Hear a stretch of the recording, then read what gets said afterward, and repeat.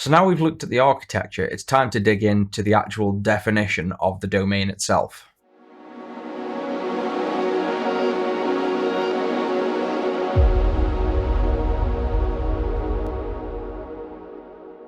Now we've established the architecture that this project is going to follow. We want to start looking at defining the domain. So this now involves digging deep, talking with the client, in this case Robert, as well as using my own initiative and the community in this case to really start defining what the application should be. So we're going to take a look at some screenshots, and I've had a quick discussion with Robert about where the app should go, more detailed about what do we need. And I'm going to try and now dig in and start making this model conceptually and then in code.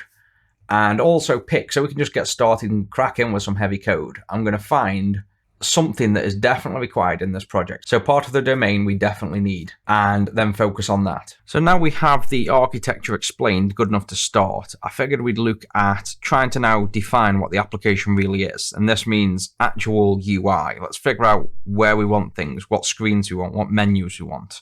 Basically exactly how we would propose this application working. So I've reached out to Robert and gone into more detail, and we'll have another meeting on Tuesday to go through a bit more detail. But I figured I'd just start with what we've got so far and then at least pick something that we can get coding straight away and start building this domain out. So I asked that, could we have a meeting and could we discuss now more about the direct information about the application, effectively to start constructing this domain. And here's some UI so far. So I've got a feeling that with this, we're going to have to download this My Sugar app and start looking through the UI a bit. This looks all right and gives us some feedback.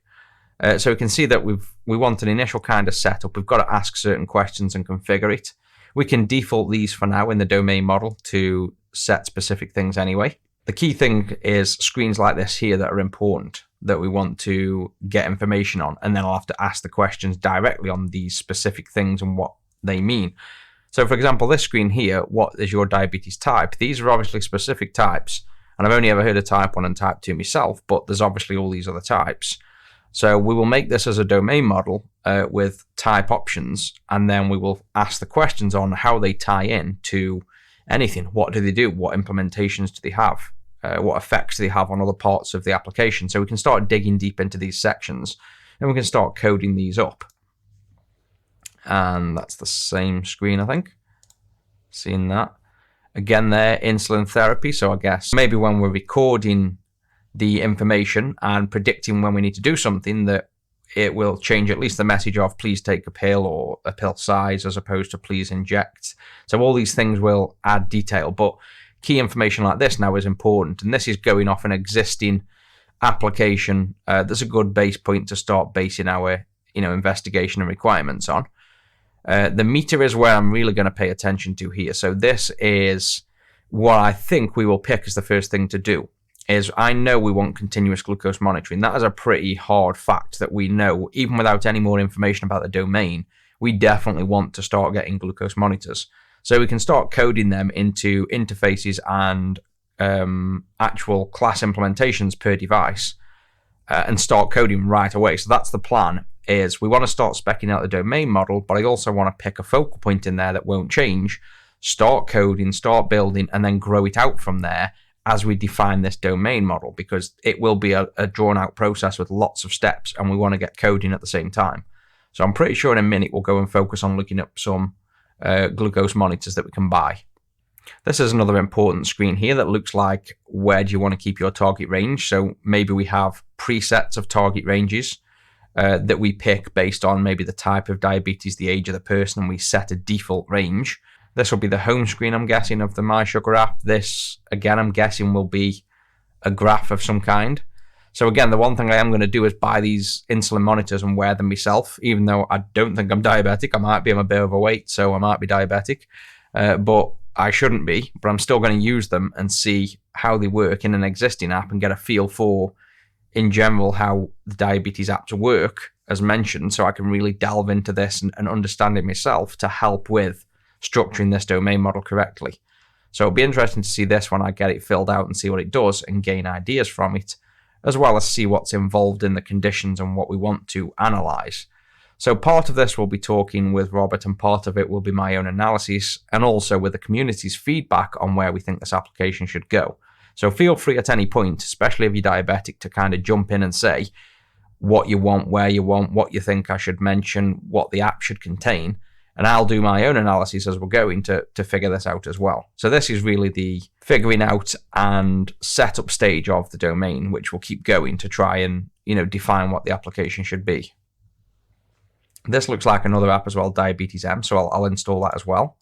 And it looks like this app has information on specific insulin as well. So again, we'll have to dig into that. So you can see how this will easily grow in the domain model, that each of these steps you can quite happily take as individual blocks. We can make an interface or an enum to contain a list of these things, or I've got a feeling it'll be an interface because each of these will have its name, maybe its price, its availability, where it is in countries, the strength of it maybe. So these will all have their own, I'm presuming, pieces of information attached to them. So again, without knowing much more, simply knowing they are important, we can start modeling this part in the domain. We can get all these classes, and then we can start linking them together as to how they actually come together in the domain. And all this information here. So there's quite a lot of information to go over. And you can see in this app as well, see the difference between good UI and bad UI. So this one's asking the same kind of thing, target ranges. But look how boring that is, just 5 text boxes. The other one had a nice visual graph up and down that looked far more attractive. So the importance of a good looking app is very important to make it nice to use and people want to even fill in the information. And here's the, I presume, home screen of the Diabetes M app as well, which again is not as nice, I don't think, as that My Sugar app. This one looks a little bit more boring and kind of plain. So I'll tell you what I'm going to do. I'm going to, 1, download these apps, and 2, I'm going to find and buy some insulin monitors so we can start coding against them and reading some real data and use that as a starting point. So to buy one, I'm just going to go on Amazon and type glucose monitor and start there. And let's see what's popular in here. We want Prime just so I can get them fast so we can get going with this. If there's no kind of UI, we want one that's just manual, so we know we can do manual entries, and a reference. So I don't know whether this one's just manual. Large LCD, easy to use, small case. So that seems nice and simple. There's no, by the looks of it, no Bluetooth or any other interface. It's just a plain one. Might get a little bit better than that. Let's see if there's something a little nicer looking.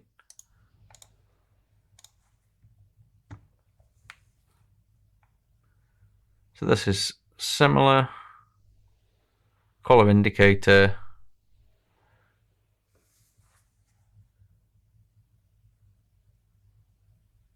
Yep, I don't think there's any Bluetooth or anything though, so this seems like a standard one. And obviously with not having any yet to go off, I can't really judge it, so I'll add that one to the basket. And we've got 50 test strips with it, by the looks of it, so that's good enough to get going with. So now let's look for one that's probably a bit more expensive, that has like Bluetooth built in, some kind of API. And I did notice, if I typed Bluetooth glucose meter API, I believe there is a standard in Bluetooth already that has, and you can see that contour, we'll look at that in a minute.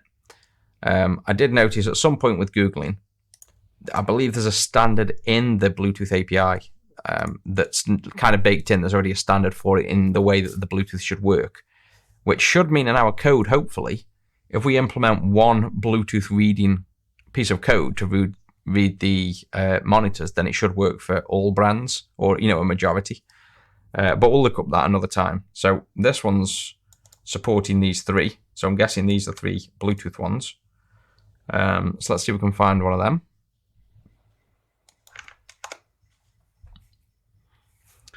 Connect one monitor kit. So that looks like it is it. There's 50 test strips. Plus 100 strips, $55.99.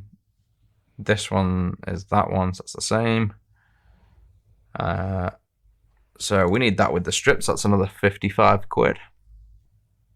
Let's have a go at this one.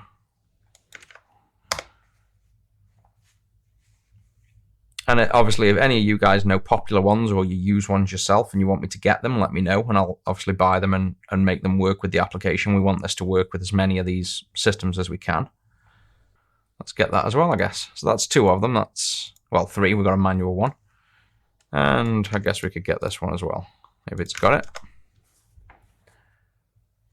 So that's £152 I will be officially spending on this project. So if anyone wants to donate me £152.55, that would be awesome. And that's those ordered. So now we just got to wait till Tuesday to start making use of these. So doing a little bit of Googling, one thing I've found is that, as mentioned, there is a standard in the Bluetooth implementation. Bluetooth can implement certain services, as they call it, and there's known ones like a mouse, a keyboard, headphones, audio. And if you look at this link here, then you will find that there's standards for blood pressure. There's also one right here for glucose.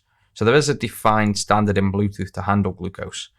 So what that means is we can figure out from the Bluetooth device, we should be able to ask it if it supports Bluetooth. If it supports glucose, and if it does, we can read that information from it.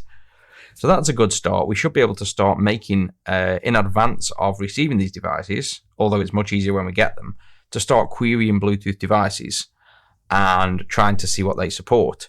So I think what we'll do is start coding a Bluetooth class. We won't bother with an implementation just yet because we're not bothered yet. This is just a rough sketch out. We'll start a .NET Core console application and we'll have a go at reading Bluetooth devices from the machine, and then also reading Bluetooth devices from the Android mobile and seeing what they support. And we should be able to just like connect a keyboard to Android, and my keyboard, or in this case now my mouse on my computer is Bluetooth. We should start being able to read at least the Bluetooth devices. We can do that in advance of getting these actual glucose monitors. Use this code in a test environment first to pull in the info, then move it into our domain once we understand it. So that's a definite direction we're going to go. I've also looked at .NET Core, saying .NET Core Bluetooth, to see if it supports it, which it obviously should and does. So we can have a look at probably, actually I'm in Xamarin Android here, bad looks of it, SDK. But doing a bit of Googling now on .NET Core and Bluetooth, we should be able to figure out what we need. So I'm going to leave this now for the next video, but the very next video we'll do now is going to be a Bluetooth reading class that will then start reading the glucose monitors next. And that should please everybody for getting into some actual coding eventually. And that should please everyone for, doing some real coding, which I know you're all dying to see. So let's get this thing reading Bluetooth devices and then pulling in the glucose readings from the devices we've just brought. So that wraps that one up. As always, leave any questions or comments, and if I've helped you out in any way, please think of donating.